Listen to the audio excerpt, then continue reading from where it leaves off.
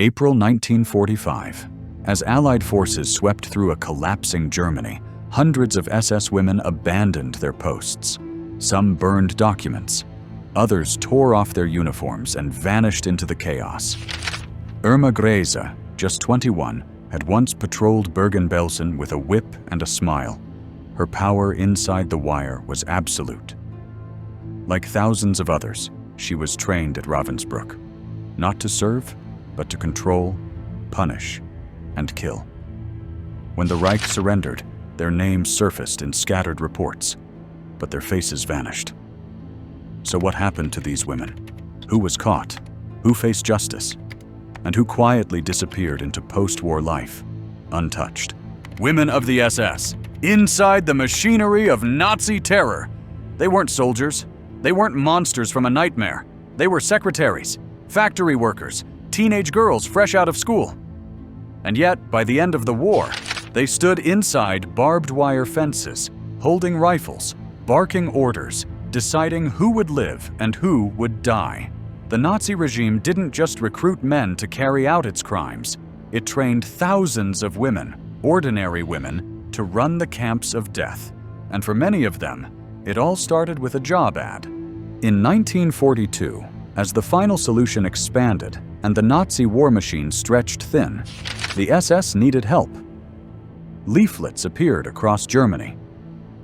Newspapers ran small classified ads. They offered good wages, free housing, and military base work for patriotic women between the ages of 20 and 40. The postings didn't mention concentration camps. They didn't talk about starvation rations, dog attacks, or gas chambers. They promised uniforms, purpose, and a steady paycheck. For many women, especially those poor, uneducated, or shut out of factory work, it seemed like an opportunity, a way to serve the Reich, a way out of poverty. They signed up by the hundreds. But what waited for them was not a mere clerical work. It was Ravensbrück. Hidden deep in the forests of northern Germany, Ravensbrück wasn't just a camp. It was a factory for turning ordinary women into instruments of terror. The gates closed behind them, and their old lives, shopkeeper, nurse, schoolgirl, were left outside. Here, the transformation began. For 4 relentless weeks, the SS broke them down and rebuilt them, not with compassion or discipline, but with doctrine and violence. Every morning began with roll calls in freezing air. Then came the lectures. Jews were not people, they were vermin. Prisoners were not humans, they were enemies of the Reich. Empathy was weakness. Weakness was betrayal. They were taught to use whips, to fire pistols, to shout orders that broke wills. They drilled in formation, practiced dragging prisoners into line, practiced beating them when they didn't move fast enough. They learned how to turn a stare into a weapon, a uniform into power, a scream into silence. By the end of their training, they didn't just follow orders. They became the enforcers, cold, efficient, and ready. Once trained, they were deployed to the camps. Ravensbrück, Auschwitz, Majdanek, Stutthof, Bergen-Belsen. Some oversaw the barracks. Some ran roll calls that lasted for hours in freezing snow or summer heat. Some were in charge of work details, where prisoners dug ditches, hauled bricks, or worked until they collapsed. Others sorted the new arrivals, pointing left or right, life or death. A flick of the wrist decided who would be sent to labor, and who would be sent to the gas. Irma Grese was one of them. She started as a nurse's assistant. Then, at just 19, she joined the SS and was assigned to Auschwitz. There, she quickly rose through the ranks. By 20, she was in charge of over 30,000 prisoners. Survivors remembered her for the whip she wore on her belt, for the way she chose her victims, sometimes out of boredom, sometimes out of envy. One survivor recalled that Grese once beat a girl simply because she had beautiful hair. Another remembered how she stood by as dogs ripped into a woman's legs, laughing. Irma Grese was called the Hyena of Auschwitz, and she wasn't alone. Maria Mandel commanded the women's section at Birkenau. She worked closely with Dr. Josef Mengele, handpicking women and children for his experiments. She personally organized mass executions and was known for her ruthless efficiency. Hildegard Lackert, nicknamed the Tigress, was infamous for sudden outbursts of violence, kicking prisoners until they passed out or beating them bloody with sticks. Hertha Bote, over 6 feet tall, used her size to intimidate and punish. Survivors recalled her dragging weak prisoners to their feet just to slap them back down. And these were only the most notorious. Thousands of others operated under the same system, in the same uniforms, doing the same work. They rotated between camps, Ravensbrück to Auschwitz, then to Bergen-Belsen. With each transfer, the brutality escalated. Violence became currency. Promotions didn't come from discipline or order, they came from cruelty. The more pain a guard inflicted without hesitation, the more she rose. The more she looked the other way, or worse, joined in, the more the system rewarded her. These women created what some survivors called little kingdoms of terror. Inside the women's blocks, male SS officers rarely intervened. The female guards ruled absolutely. They could deny food, cancel medical treatment, or send someone to be executed. They invented punishments that weren't in any manual, forcing women to kneel on sharp gravel for hours, making them carry heavy stones until their arms bled, or beating them for failing to stand straight after days without food. There was no oversight, no mercy, and often no logic. Just rage, just hate, just power unchained. But as Nazi Germany fell into ruins, their party were over and the hunt began. The Reich collapses. The hunt begins for female SS guards. On April 15, 1945, British forces entered Bergen-Belsen. What they found defied comprehension. The ground was littered with corpses, over 10,000 men, women, and children, left to rot in the open air. Bodies lay twisted beside barracks, stacked near fences, slumped in heaps as if discarded. The smell of death clung to everything. Disease was everywhere. Typhus swept through the starving survivors, many of whom were too weak to speak, too broken to move. But even in those final days, the SS had tried to cover its tracks. Before the Allies could reach the gates, orders had gone out. Destroy everything. Guards scrambled to burn documents, shred records, and set fire to offices. Rosters, orders, and transfer lists, all the proof of what had been done, were fed into flames. The goal was to erase not just the evidence, but the memory. What could not be buried under paper would be buried under silence. Yet not everyone escaped. Some SS guards stayed behind, unsure of where to go or hoping to blend in with the prisoners. The British quickly detained 47 of them. 21 were women. They didn't resist. There was nowhere left to run. To contain the disease, the guards were ordered to begin burying the dead. No gloves, no masks, no protection, just shovels and endless rows of bodies. The same hands that once held rifles and whips now clawed at the dirt. Prisoners watched. Some spat, some cursed. Others said nothing at all. The silence, like the graves, stretched on and on. But Bergen-Belsen was just one camp. Across Europe, Allied forces were closing in on Hitler's crumbling empire. As they advanced deeper into German-occupied territory in the spring of 1945, they began to uncover the full scale of the Nazi regime's crimes. On April 11th, American troops stormed Buchenwald. Days later, they reached Dachau. Soviet forces had already taken Majdanek in July 1944, making it the first major camp liberated. And on January 27, 1945, they entered Auschwitz. At each location, the scenes were almost identical. Skeletal survivors clinging to life, piles of corpses left unburied, makeshift crematoriums still smoldering, and the smell, an unforgettable stench of death, disease, and human waste. American soldiers at Dachau found train cars filled with bodies, left locked in the sun for days. At Majdanek, the Soviets uncovered gas chambers still stained with Zyklon B and rows of shoes taken from the dead. Auschwitz revealed entire warehouses of human hair, teeth, prosthetic limbs, and baby clothes, proof of genocide on an industrial scale. And scattered among the rubble and bodies in nearly every camp were SS guards, some male, some female. Most of the female guards had tried to escape before liberation, blending into refugee columns or disguising themselves as civilian workers. But not all made it out. A few stayed behind, caught off guard by how fast the Allies were moving. Others were too scared or too confused to run. When Allied troops arrived, they found them hiding in offices, still in uniform, or trying to pass as prisoners. Many of these women had overseen daily roll calls, selected inmates for execution, or enforced starvation diets.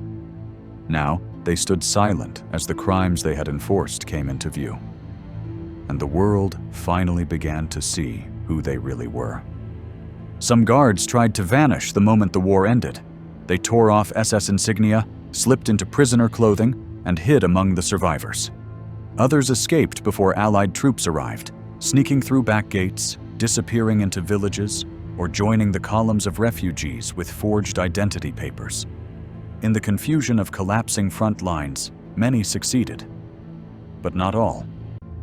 Some were caught by the very people they had once terrorized. Survivors didn't need uniforms to recognize them. They remembered the faces, the voices, the cruel gestures. One of the most chilling examples came from Majdanek. In early 1945, 2 female SS guards were recognized by former prisoners at a train station near Lublin.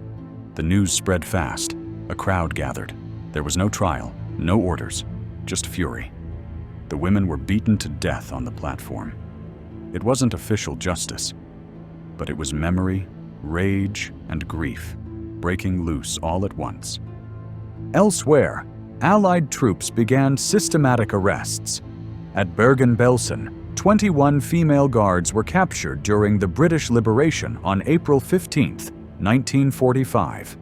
At Buchenwald, Dachau, and Auschwitz, American and Soviet forces also detained camp staff, though some had already fled. A few guards tried to fake illness. Others hid among the corpses. Some swore they had only worked in kitchens or offices, that they didn't know what happened in the gas chambers, that they weren't even SS. But survivors remembered, and they spoke. The Allies quickly realized that the most reliable way to identify guards was through eyewitness testimony. Prisoners were brought in and asked what they saw, who they remembered, and their answers were precise. She beat a girl until her legs broke. She wore a brown whip at her side and used it every day. She was in charge of the block. She chose who went to the gas. Investigators recorded the names and matched them with Nazi personnel files, SS payrolls, and camp rosters. At Ravensbrück, the main training camp for female guards, documents listed hundreds of names, assignments, and transfer dates. These records helped place women at specific camps during critical periods of mass murder. Photographs, transport orders, and signed duty logs built the case further. A single woman's name might show up in 10 survivor statements. That was enough. But progress was slow. Europe in 1945 was in chaos. Over 8 million people were displaced. Entire towns were flattened. Many Nazis had destroyed records before fleeing. Files were scattered in bunkers, burned in stoves, or buried in forests. The bureaucracy that had once tracked every prisoner transport now lay in pieces. Still, investigators pushed forward. They created lists of suspects, sorted by camp, date, and name. Some names, like Irma Grese or Maria Mandel, came up repeatedly. Others only appeared once, but even that was enough to warrant pursuit. Allied forces began sending out teams to arrest the suspects when they could be found. One of their most ambitious tools was the Fragebogen, the denazification questionnaire. Every adult in post-war Germany had to fill one out. It asked about Nazi party membership, wartime employment, SS service, and military rank. In theory, it was supposed to filter innocent civilians from war criminals, but in practice, it wasn't enough. Many women lied. They claimed to be clerks or kitchen workers. Some said they had worked in women's shelters, omitting that the shelter was actually a death camp barracks. Without a witness, those lies were hard to disprove. But with a witness, a photograph, a payroll stub, everything could change. And in the rubble of the Third Reich, those fragments of evidence were exactly what Allied investigators were hunting for. Still, the Allies made arrests. In the British and American zones, captured SS women were held in former military barracks or temporary detention centers. In the Soviet zone, the process was far harsher. Women were interrogated for days, sometimes weeks, in cold, dark cells. Many died in custody. Others were sentenced to years in labor camps without formal trials. Some, like Irma Grese, confessed nothing. During her British interrogation at Celle, she remained calm and composed. She spoke with pride about her time in Auschwitz. She denied sadism, but admitted to selecting prisoners for special treatment, a term often used for death. When asked about her loyalty to the Reich, she smiled. "I was always faithful to my duty," she said. Others broke quickly. Maria Mandel was arrested by the Americans in Bavaria, turned over to the Polish government, and brought to trial in Krakow. She cried when confronted with testimonies. But she too denied responsibility. "I had no power to stop it," she claimed. That defense would become common. "Just following orders. I didn't know what the gas chambers were for. I was only a secretary." Some even blamed their male superiors or claimed they were too scared to speak out. But the evidence mounted. SS files were full of signatures. Survivor statements were often consistent, even years later. And some guards were recognized instantly, their faces burned into memory. Yet despite the testimonies, the arrests, and the mountains of Nazi paperwork, most of the SS women slipped away. Roughly 3,500 women had served as guards in the camps at Auschwitz, Majdanek, Stutthof, Ravensbrück, Bergen-Belsen. By the end of 1945, fewer than 100 had stood before a military tribunal. Some had been caught immediately after liberation. Others were tracked down through paperwork, survivor testimony, or chance recognition in the streets. But the vast majority? Gone. The collapse of Nazi Germany gave them cover. Whole cities had been flattened, trains stopped running, borders shifted, roads flooded with refugees, millions of people with no names, no papers, and nowhere to go. In that chaos, it didn't take much to disappear. A change of clothes, a different name, a village that asked no questions, a job in a factory or a kitchen. For many women, the reinvention was simple, and because they didn't fit the image of war criminals, few suspected them. Even when names appeared in Allied files, female guards were rarely treated as high-priority targets. Male SS officers, Gestapo agents, and Nazi leaders topped the list. The architects of the final solution were hunted across oceans, but the women who had enforced that machinery inside the camps, they were often dismissed as just clerks or helpers, not perpetrators. Some were interrogated and released. Others were never questioned at all. Behind the scenes, the Allies were still arguing over how to prosecute Nazi crimes. What was a war crime? Who bore responsibility? The command or the individual? While those questions were debated in courtrooms and military offices, the women vanished into ordinary life. And some didn't run at all. They were helped. The Vatican and Red Cross, in their efforts to assist displaced civilians, sometimes issued travel papers to war criminals. These routes, later known as rat lines, carried fugitives out of Europe. A few guards ended up in Argentina. Others vanished into Soviet territory, where Allied investigators couldn't follow. Years would pass. Names would fade. But survivor memories didn't. And for the ones who were caught, for the ones still wearing the uniform or still holding to the lie, something else waited. Not escape, but a trial. Trials and sentences, bringing the Holocaust's women to justice. Shortly after the war, the trials began. The Bergen-Belsen trial opened in September 1945, just 5 months after British troops marched into the camp and found 10,000 corpses, unburied, starved, left to rot in the spring sun. Among the 45 defendants were 16 women. Their names were Irma Grese, Elisabeth Volkenrath, Juana Bormann. Some had worked at Auschwitz. Others had finished the war at Belsen. They weren't hiding anymore. Now they were seated in a courtroom in Lüneburg, facing the people who had survived them. Irma Grese stood out. Blonde, young, just 21. Her face calm, almost expressionless.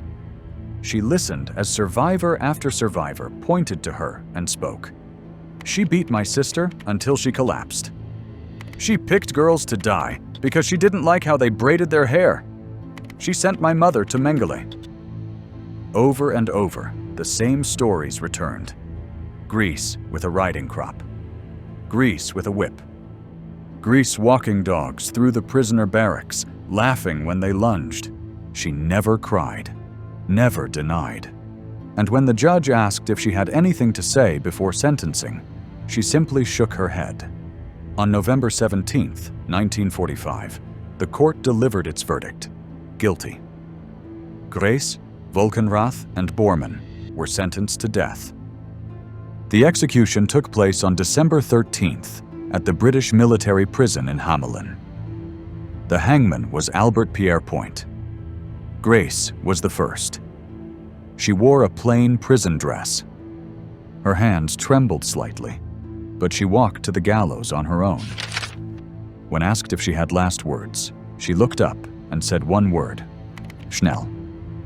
Quickly. She was 22 years old, a farmer's daughter, a former nurse in training, a war criminal.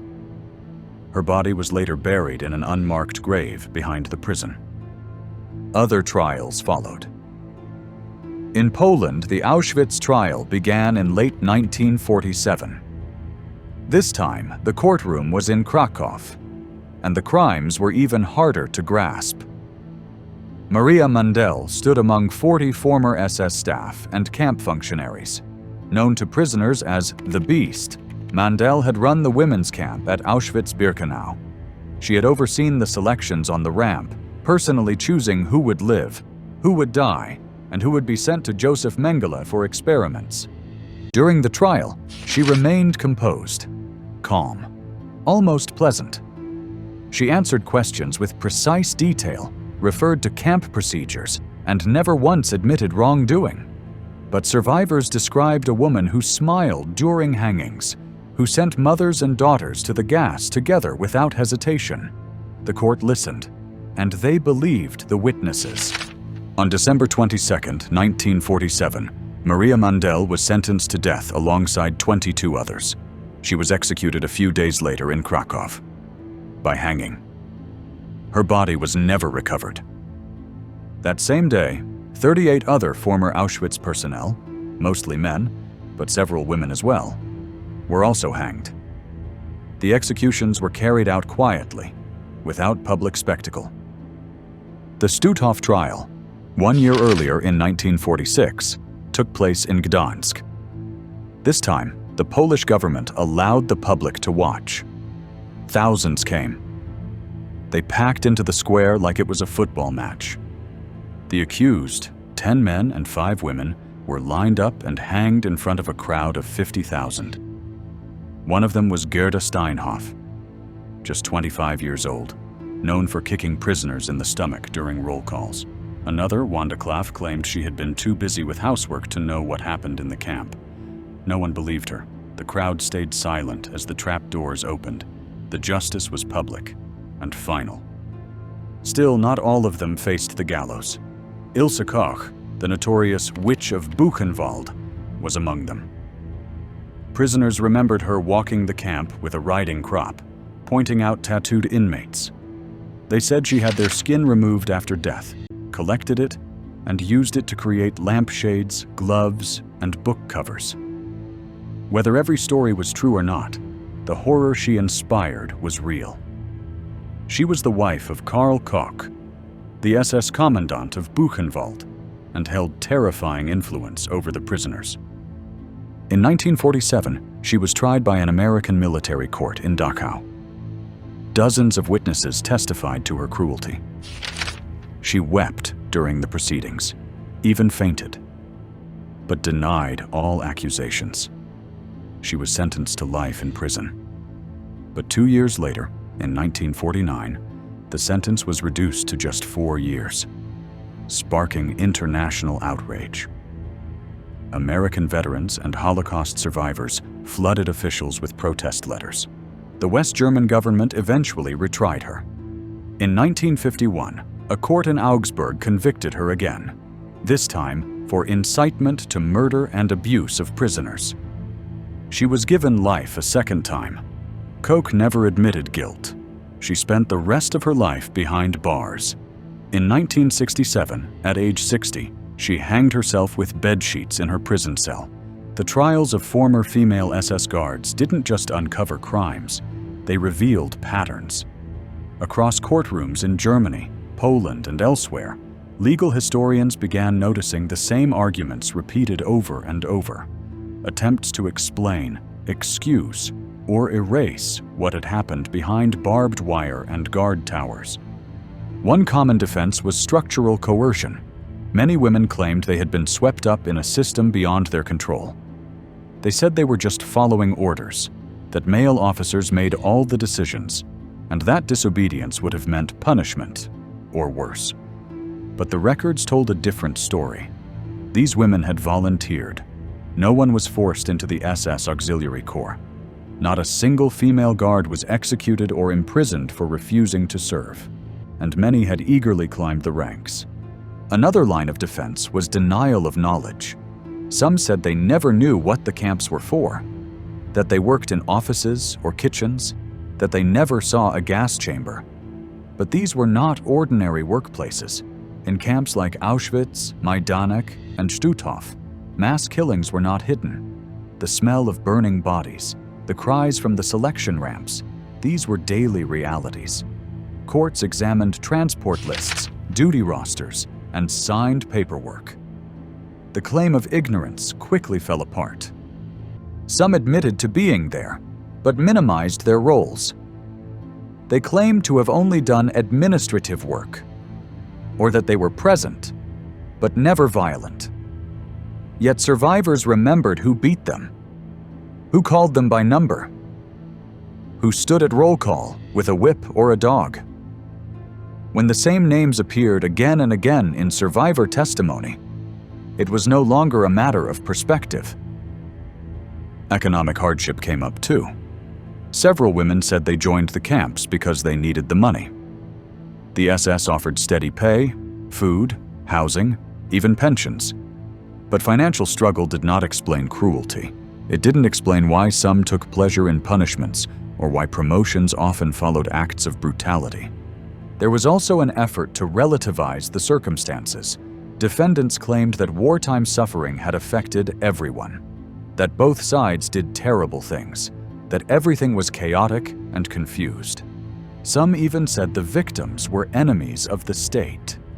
These arguments tried to blur the moral lines, to shrink genocide down into just another tragedy of war. But the courts did not accept that. They drew a firm line between the suffering of war and the machinery of extermination.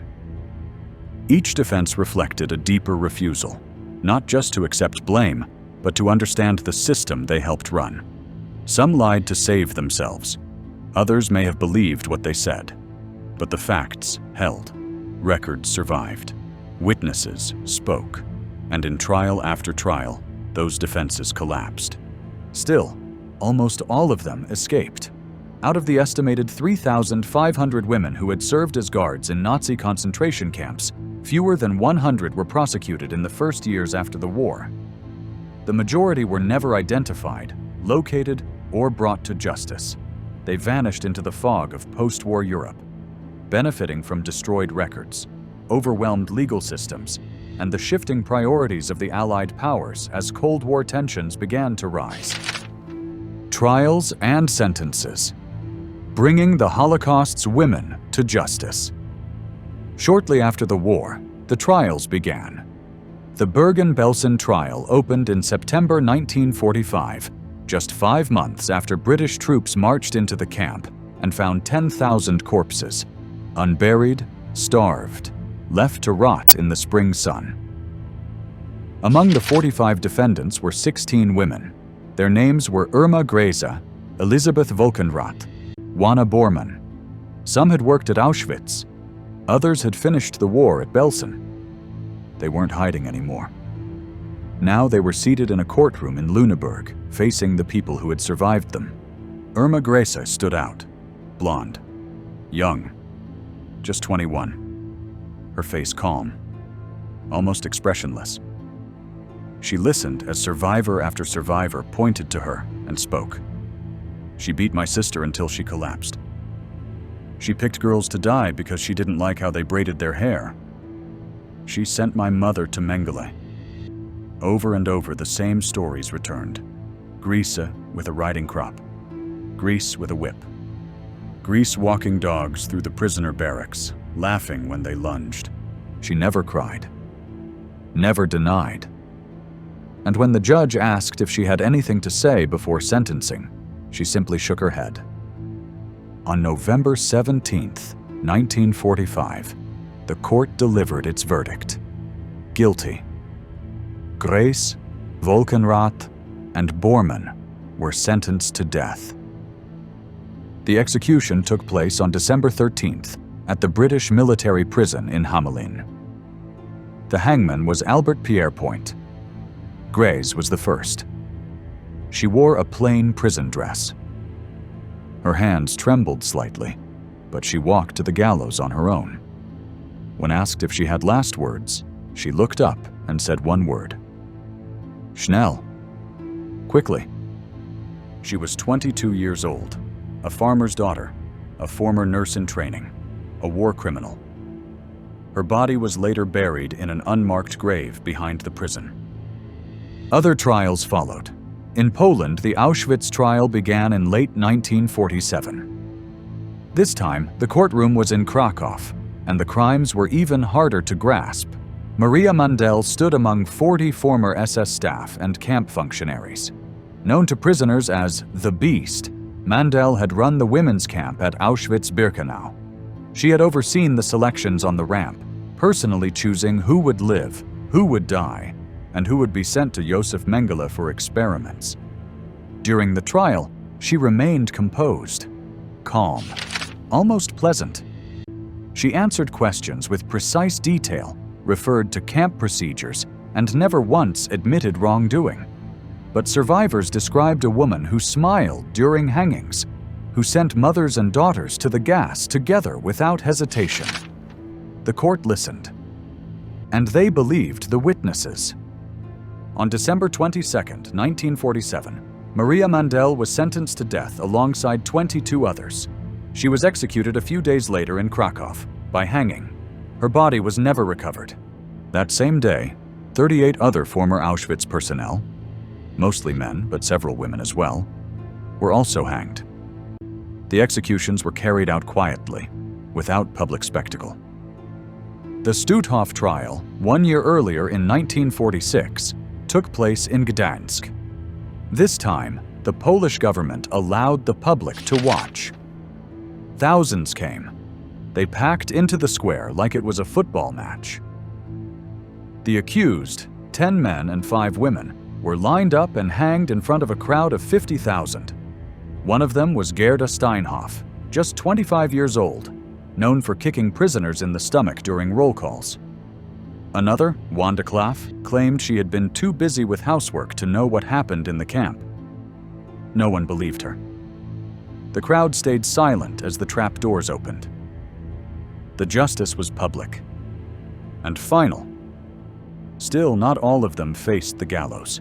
Ilse Koch, the notorious Witch of Buchenwald, was among them. Prisoners remembered her walking the camp with a riding crop, pointing out tattooed inmates. They said she had their skin removed after death, collected it, and used it to create lampshades, gloves, and book covers. Whether every story was true or not, the horror she inspired was real. She was the wife of Karl Koch, the SS commandant of Buchenwald, and held terrifying influence over the prisoners. In 1947, she was tried by an American military court in Dachau. Dozens of witnesses testified to her cruelty. She wept during the proceedings, even fainted, but denied all accusations. She was sentenced to life in prison. But 2 years later, in 1949, the sentence was reduced to just 4 years, sparking international outrage. American veterans and Holocaust survivors flooded officials with protest letters. The West German government eventually retried her. In 1951, a court in Augsburg convicted her again, this time for incitement to murder and abuse of prisoners. She was given life a second time. Koch never admitted guilt. She spent the rest of her life behind bars. In 1967, at age 60, she hanged herself with bedsheets in her prison cell. The trials of former female SS guards didn't just uncover crimes, they revealed patterns. Across courtrooms in Germany, Poland, and elsewhere, legal historians began noticing the same arguments repeated over and over, attempts to explain, excuse, or erase what had happened behind barbed wire and guard towers. One common defense was structural coercion. Many women claimed they had been swept up in a system beyond their control. They said they were just following orders, that male officers made all the decisions, and that disobedience would have meant punishment, or worse. But the records told a different story. These women had volunteered. No one was forced into the SS Auxiliary Corps. Not a single female guard was executed or imprisoned for refusing to serve, and many had eagerly climbed the ranks. Another line of defense was denial of knowledge. Some said they never knew what the camps were for, that they worked in offices or kitchens, that they never saw a gas chamber. But these were not ordinary workplaces. In camps like Auschwitz, Majdanek, and Stutthof, mass killings were not hidden. The smell of burning bodies, the cries from the selection ramps, these were daily realities. Courts examined transport lists, duty rosters, and signed paperwork. The claim of ignorance quickly fell apart. Some admitted to being there, but minimized their roles. They claimed to have only done administrative work, or that they were present, but never violent. Yet survivors remembered who beat them, who called them by number, who stood at roll call with a whip or a dog. When the same names appeared again and again in survivor testimony, it was no longer a matter of perspective. Economic hardship came up too. Several women said they joined the camps because they needed the money. The SS offered steady pay, food, housing, even pensions. But financial struggle did not explain cruelty. It didn't explain why some took pleasure in punishments or why promotions often followed acts of brutality. There was also an effort to relativize the circumstances. Defendants claimed that wartime suffering had affected everyone, that both sides did terrible things, that everything was chaotic and confused. Some even said the victims were enemies of the state. These arguments tried to blur the moral lines, to shrink genocide down into just another tragedy of war. But the courts did not accept that. They drew a firm line between the suffering of war and the machinery of extermination. Each defense reflected a deeper refusal, not just to accept blame, but to understand the system they helped run. Some lied to save themselves. Others may have believed what they said, but the facts held. Records survived. Witnesses spoke. And in trial after trial, those defenses collapsed. Still, almost all of them escaped. Out of the estimated 3,500 women who had served as guards in Nazi concentration camps, fewer than 100 were prosecuted in the first years after the war.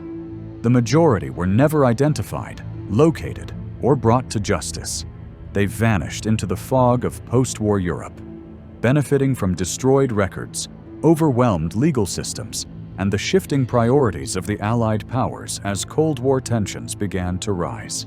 The Great Disappearance: How female SS guards escaped justice. When the war ended, the world fell into confusion. Europe was in ruins. Cities were flattened. Roads were clogged with refugees, millions of them, fleeing hunger, disease, and revenge. Among the survivors and displaced were thousands of war criminals, some still in uniform, others already in disguise. For the female guards of the SS, the chaos offered exactly what they needed: cover. Records had been bombed into ash, witnesses were dying, and Allied forces were stretched thin. It was the perfect moment to disappear. Some guards slipped away in the final days before liberation, walking out of camps in stolen prisoner clothing or joining columns of civilians headed west. Others had help: false identity papers, sympathetic families, or connections to underground escape routes. There were no digital systems, no biometric scans. If you had the right lie, the right look, and a little luck, you could vanish into the post-war fog. While the most visible faces, like Irma Grese, Maria Mandel, and Elisabeth Volkenrath, were caught and put on trial, they were the outliers. Most were not photographed. Most were never named. They had been overseers, guards, clerks, but they had not stood out. And in a Europe choking on displaced persons and administrative collapse, those who didn't stand out simply slipped through the cracks. Hildegard Neumann was one of them. One of the thousands of female SS guards who vanished into the chaos after the fall of the Third Reich. Born in 1919, she had risen quickly through the ranks to become a chief overseer at Ravensbrück, the largest concentration camp for women. She was later transferred to Theresienstadt, where she played a direct role in organizing mass deportations, primarily of Jewish women and children, to Auschwitz and Bergen-Belsen. Survivors remembered her not just as a presence, but as an authority. She directed roll calls, enforced discipline, and, most chillingly, participated in selections. The power she held over life and death was absolute. But when the Soviets approached in May 1945, Neumann disappeared. She abandoned her post and slipped away before the liberation. Despite her high rank and her visibility in camp operations, she was never captured. There are no trial records, no interrogation transcripts, no confirmed sightings. Some accounts suggest she died in the 1970s. Others hint she may have assumed a false identity and lived out her life in obscurity, possibly in rural Germany, possibly abroad. The truth was never confirmed. To this day, Hildegard Neumann remains a ghost in the records, a name survivors remembered, a face that was never brought to court. She was far from alone. Some women didn't need to run far. They stayed in Germany, assumed a fake name, and moved to a different town. In a country flooded with refugees, no one questioned a missing identity card. Others changed just a letter in their name and called it a day. Gertrude Langer became Gerda Lang. Anna Neumann became Anja Neumeister. A simple change could make all the difference when no one was really looking. Some went further. In the post-war years, thousands of former Nazis fled Europe using escape networks now known as rat lines. These were underground routes designed to help displaced persons, but they were soon exploited by war criminals, Forged identity papers were easy to obtain, and in many cases, the Red Cross issued real travel documents to false names, often without knowing who they were helping. Catholic clergy, especially in Austria and Italy, played a complicated role. Some helped out of sympathy. Others claimed it was simply charity. But the result was the same. Nazi fugitives slipped through Europe's borders, bound for countries where no one was asking questions. One of the most chilling examples was Hermine Braunsteiner. She had served as a guard at Ravensbrück and later at Majdanek, where witnesses said she kicked children down staircases and lashed starving women with steel-studded boots. They called her the Stomping Mare. Her cruelty was not impulsive, it was practiced. Survivors claimed she dragged women by the hair, beat them unconscious, and helped load countless victims onto trucks bound for the gas chambers. By the time the Soviets closed in on Majdanek, she had already disappeared. After the war, Braunsteiner returned to Austria and briefly resumed life as a domestic worker. But when Austrian police began compiling lists of former SS staff, she quietly fled. She made her way to Canada, then to the United States, using travel documents that slipped through the cracks of the chaotic post-war immigration system. In 1958, she married an American construction worker named Russell Ryan.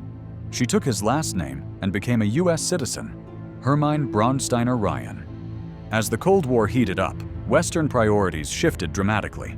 The greatest threat now wasn't lingering Nazis, it was the Soviet Union. Intelligence agencies like the CIA and West Germany's newly formed BND began viewing former Nazis not as criminals, but as valuable sources of information about communist plans and networks.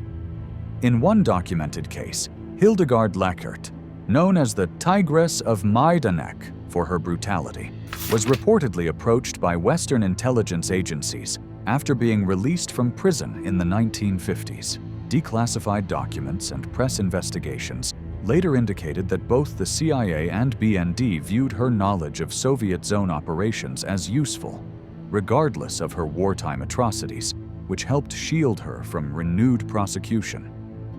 Meanwhile, others never faced trial to begin with, or escaped early. Hertha Bothe, known as the sadist of Stutthof, was sentenced to 10 years at the Belsen trials, but released after just 5 in December 1951. She changed her name by marriage and quietly returned to civilian life in Germany. These cases illustrate how political expediency replaced justice. Intelligence services prioritized utility over accountability. Wanted lists were quietly purged. Trials stalled. And many SS women simply stopped being hunted, allowed to live in the shadows of a rapidly changing world. But shadows don't last forever. As the world moved on, so did they, back into towns, into homes, into ordinary lives. No longer hunted, many simply reintegrated, quietly, easily, almost invisibly. And for decades, no one asked where they had been. From uniforms to civilians, the quiet reintegration of Nazi women, 1950 to 1980. By 1950, the war was over. The trials were winding down. The world was rebuilding. Rubble was being cleared. Factories reopened. Children went back to school. And quietly, almost invisibly, thousands of women who had once worn the black skirt and white blouse of an SS Officerin folded their uniforms, buried their pasts, and rejoined society. They were no longer monsters. They were neighbors. Some married quickly, changing their last names to erase any link to the camps. Others returned to their hometowns, claiming they had worked in hospitals, kitchens, farms. No one asked too many questions. In fact, no one wanted to know. Everyone had something to hide, or something they were ashamed of. The war had left a stain on everyone. Better to turn away than dig up old horrors. And so, they vanished in plain sight. Many found work as factory laborers, office clerks, or housemaids. Former guards who once oversaw the mass extermination of women and children now stitched shoes, swept school floors, served coffee. It wasn't redemption, it was camouflage. And it worked. In Stuttgart, one woman who had served at Ravensbrück lived for decades as a midwife.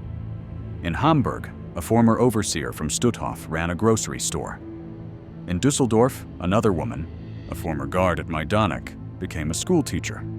Her students never knew. These weren't isolated cases. The numbers tell the truth. Out of roughly 3,500 women who served as guards in Nazi camps, only a tiny fraction ever saw the inside of a courtroom. Fewer than 100 were convicted. The rest were never questioned, never arrested, never investigated. Why? Part of it was legal.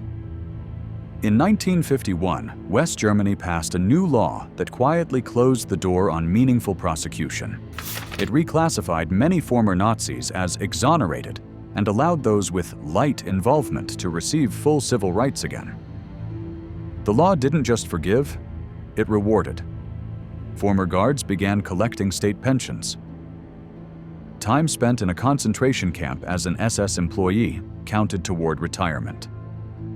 The German government essentially paid these women for their years of cruelty. There were files. There were witnesses. But very few wanted to reopen the past. And the public? They were tired. War trials didn't bring bread.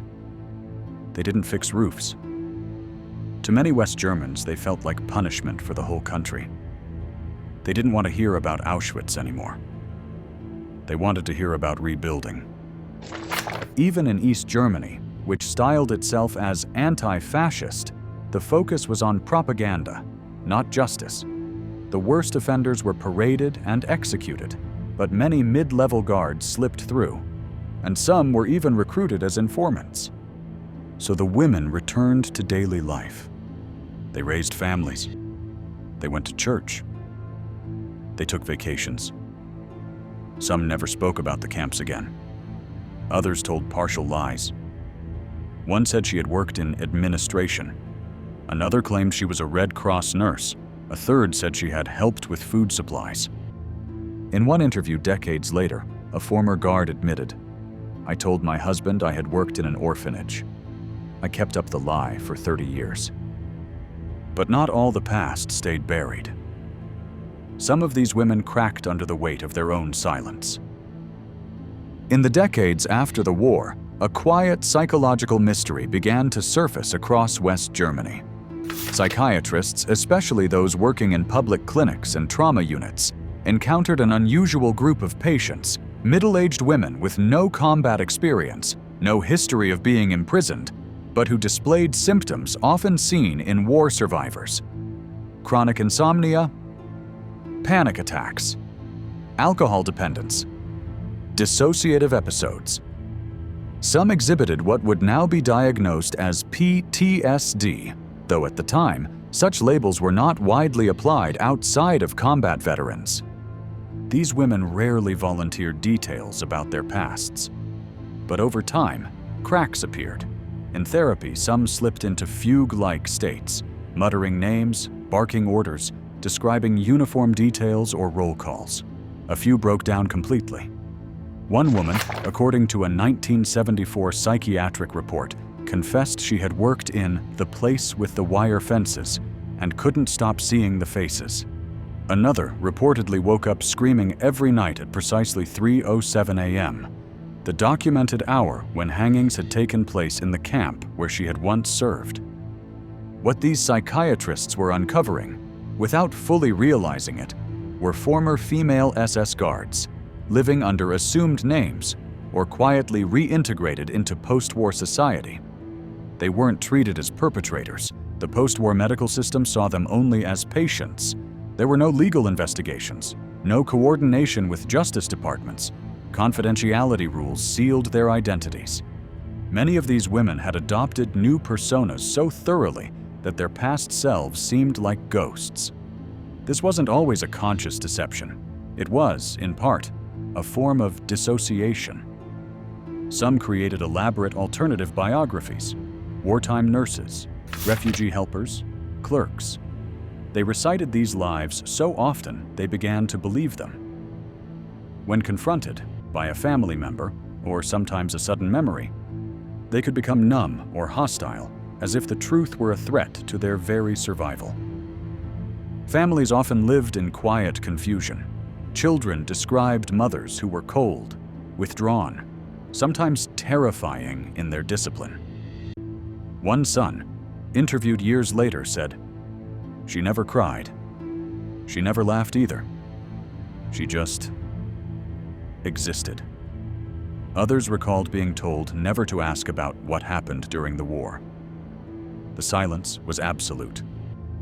Psychologists have since explored the idea that some of these women lived in a state of post-atrocity identity fracture, a condition where the psychological burden of their actions was split off, compartmentalized, and buried. But the human mind is not a perfect vault. Dreams, compulsions, self-destructive habits, they leaked out. For some, this meant a slow collapse into alcoholism or depression. For others, a lifetime spent going through the motions, unable to fully connect with anyone, even themselves. These were not the stories that appeared in war crime tribunals. They unfolded in quiet hospital rooms, anonymous housing blocks, and therapy sessions lost to time. And yet, taken together, they reveal something chilling. Even those who escaped justice could not always escape themselves. By then, it was almost too late. The statute of limitations for war crimes was ticking down. Investigators who tried to reopen cases ran into a wall of missing records, dead witnesses, and reluctant governments. Some prosecutors even admitted they avoided cases involving female guards. They were harder to prove, harder to try, harder to stomach. But the silence wouldn't last forever. In the 1970s, a new wave of prosecutors, journalists, and Nazi hunters began digging again. They refused to let time bury the truth. And slowly, the chase resumed, this time with names, files, and faces that had once vanished into the fog of post-war Europe. Justice was not gone, just sleeping. And now, it was waking up. Justice Resurrected: The Long Pursuit of Female War Criminals, 1970s to 1980s. As the 1970s dawned, a new generation of Holocaust survivors, researchers, and activists refused to stay silent. They formed groups like the Simon Wiesenthal Center, founded in 1977 in Austria. Its mission was clear: track down Nazi war criminals, no matter how small their part, no matter how long they had been living in peace.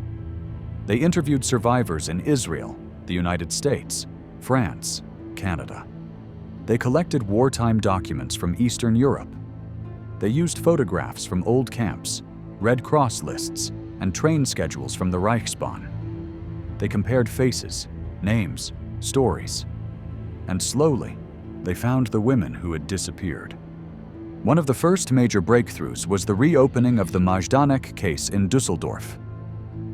Hildegard Leckert, nicknamed the Tigress, had been a guard at Majdanek and Auschwitz. She had vanished after the war and even worked briefly for West Germany's intelligence service, the BND, and the CIA, thanks to Cold War paranoia. By the mid-1970s, she was living under her real name in Hamm, Germany. Survivors from New York noticed her at a German restaurant during a World Jewish Conference in 1974. They alerted the Wiesenthal Center. Polish authorities filed charges. In 1975, German prosecutors reopened her case. The trial stretched from 1975 to 1981. Over 6 years, more than 350 witnesses, camp survivors who had buried the memory for decades, stepped forward. They remembered her cruelty. They described her whipping prisoners. They told of her forced selections. The trial was one of the longest in German history to that point. In 1981, she was found guilty and sentenced to 12 years in prison. But she served less than half. Released early for medical reasons, in 1985. To many survivors, it felt like a betrayal. She talked of old age and illness, but she was still alive. She died in 1995, free. Around the same time, another woman was caught all the way across the Atlantic. Hermine Braunsteiner had been a guard at Majdanek and Ravensbrück. After the war, she married an American citizen and moved to Queens, New York. She lived quietly as Hermine Ryan, working as a housewife, volunteering at church, raising her children. In 1964, the New York Times published a front-page story identifying her as a war criminal. A survivor recognized her face and came forward. The FBI arrested her. The United States revoked her citizenship and extradited her to Germany in 1973. In Munich in 1975, she was tried and sentenced to life in prison for aiding in the murder of at least 181 people. She served several years before being released for health reasons and died in 1999 in a nursing home. Her case became one of the most famous examples of how a wartime truth could return years later and demand justice. These prosecutions reflected big changes in law and culture. In 1979, West Germany officially removed all statutes of limitations on murder and genocide, declaring that some crimes were so serious they could never expire. The 1979 broadcast of the American miniseries Holocaust marked a cultural reckoning in West Germany. Over 4 nights, nearly 20 million Germans tuned in, almost half the country's population at the time. The series followed a fictional Jewish family during the rise of the Nazi regime and the horrors of the final solution, interwoven with the story of an SS officer's rise through the ranks. While critics in the US had debated its dramatized format, in Germany, the impact was seismic. For many Germans, this was their first emotional encounter with the Holocaust, not through dry textbooks or official statements, but through characters who felt real, scenes that forced a confrontation, and moments that couldn't be explained away. Phone lines jammed as viewers called friends, families, and even strangers to talk about what they were watching. Strikes were reportedly delayed as postal workers stayed home to finish the broadcast. In the days that followed, the ripple effects spread. Newspapers ran front-page editorials asking why schools had taught so little. People began to ask hard questions about their neighbors, their families, and themselves. Local prosecutors who had quietly shelved investigations were suddenly under public pressure to act. Political leaders promised change. Historians later described the series as a cultural breaking of the silence. It cracked open a long-held national discomfort, and in doing so, helped restart the search for justice, especially for cases that had grown cold. At the same time, courtrooms in the 1970s and 80s revealed another truth. These aging women often could not remember who they once were. 50, 60 years later, many of them had recreated whole lives under false names. Some showed up in court, looking every day, denying they were there. They claimed amnesia. They cried. They said, "I am not her." They asked to see photographs, like postcards of young women in SS uniforms, and stared blankly. Some had nervous breakdowns as they listened to testimony, convinced that the crimes belonged to someone else. Psychologists called it dissociative identity, but for survivors, it looked like denial. Still, these trials mattered.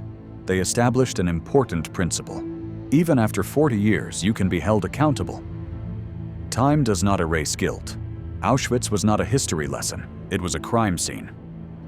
The convicts taught prosecutors that gender did not matter. You didn't need a rifle or a rank to kill. You needed only power and will, something these women had demonstrated every day they worked in the camps. By the late 80s, the wave of investigations slowed. Many suspects were dead or too sick to stand trial.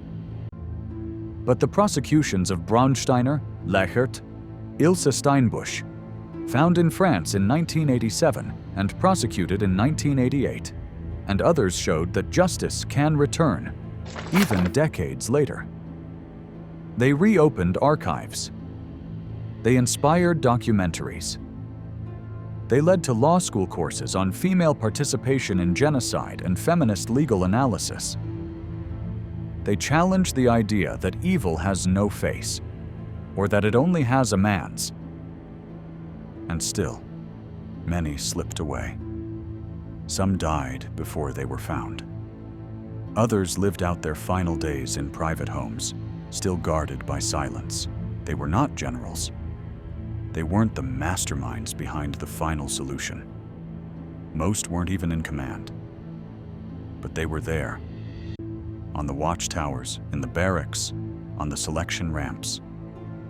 They shouted, beat, and starved.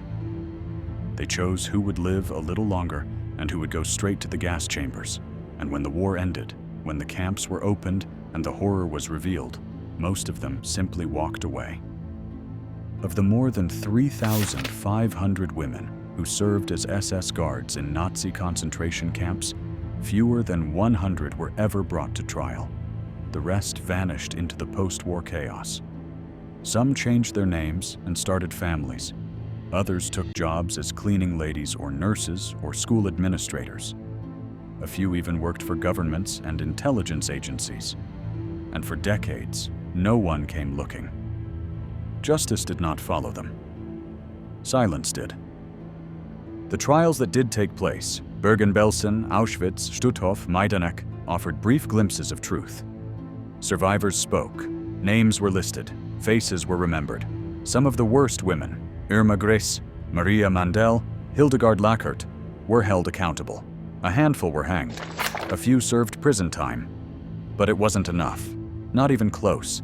The majority of perpetrators died peacefully, without ever facing a courtroom, without ever being asked what they did, or why they did it. By the 1970s and 80s, as a new generation pushed for investigations, time had already stolen many answers. Records were lost. Witnesses had died. The world had changed. Prosecutors reopened files, found photographs, retraced steps, but it was like chasing shadows. What these late trials did achieve was not a full reckoning, but a reminder. A reminder that justice delayed is still worth pursuing. A reminder that time does not dissolve responsibility. And they forced us to confront an uncomfortable truth. These women were not evil in the way we want evil to look. They were young. Some were kind to certain prisoners. Some said they were just clerks or kitchen staff. Many insisted they didn't know about the gas chambers.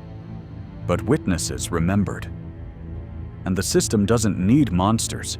It needs people who follow orders, who look the other way, who find comfort in power. That is the deepest lesson. Atrocities are not committed by aliens. They are committed by people.